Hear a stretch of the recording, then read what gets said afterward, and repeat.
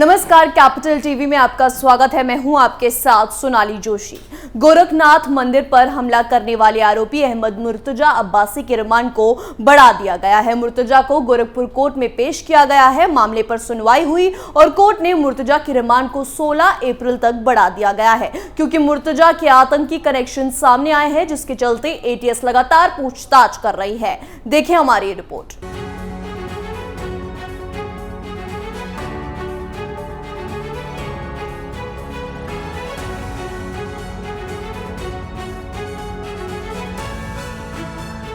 UP के गोरखपुर में गोरखनाथ मंदिर के बाहर तैनात पुलिस पर हमला किया गया था और जिस अहमद मुर्तजा अब्बासी ने इस हमले को अंजाम दिया, उसकी पुलिस कस्टडी रिमांड 7 दिन के लिए बढ़ा दी गई है। अब यूपी एटीएस 16 अप्रैल तक पूछताछ कर सकती है। आज गोरखपुर के एसीजेएम कोर्ट में उसे पेश किया गया। एटीएस ने मुर्तजा की रिमांड 7 दिन और बढ़ाने के लिए कोर्ट में अर्जी दी थी, जिसे अदालत ने स्वीकार कर लिया।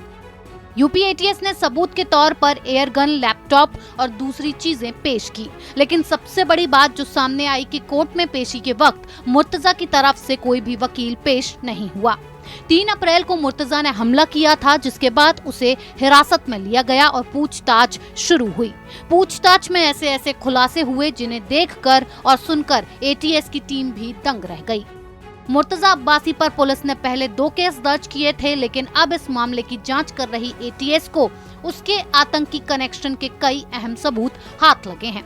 ऐसे में एटीएस केस में देशद्रोह सहित कई संगीन धाराएं भी बढ़ा सकती है।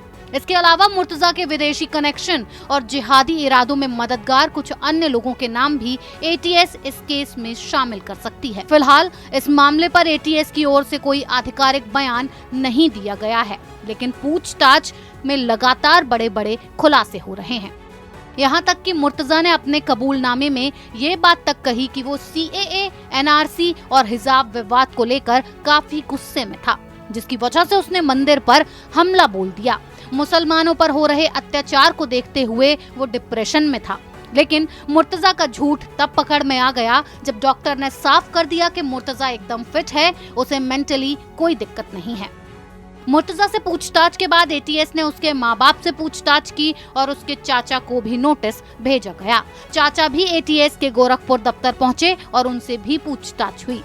यानी कि एटीएस ने सबको रडार पर ले लिया है। यहाँ तक कि अब इस मामले में एनआईए भी एंट्री ले चुकी है, जिसके बाद और खुलासे होना तय हैं। एटीएस ने आतंकवादी कनेक्शन होने के सबूत तो अदालत के सामने पेश कर दिए कि उसके लैपटॉप से जिहादी वीडियोस और जाकिर नाइक के वीडियोस मिले हैं। ये सब जानने के बाद अदालत ने मुर्तजा की रिमांड को बढ़ा दिया है। अब 16 अप्रैल तक मुर्तजा से पूछताछ का सिलसिला जारी रहेगा, जिसमें कई राज बेपर्दा हो सकते हैं और कई लोगों की गर्दन एटीएस दबोच सकती है।